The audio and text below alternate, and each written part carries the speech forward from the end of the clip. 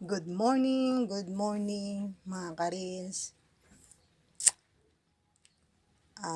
Ito po yung flex ko lang po yung ulam ko ngayong umaga. Nagluto po ako ng sayote na ginisa. Ito lang po aking kakainin kasi hindi ako kain ng kanin ngayon kasi medyo mataas yung aking bad cholesterol. Kaya ito munang sayote na ginisa. Yan lang po. Pero nilagyan ko naman ng magic sarap yan. Kahit papano masarap naman.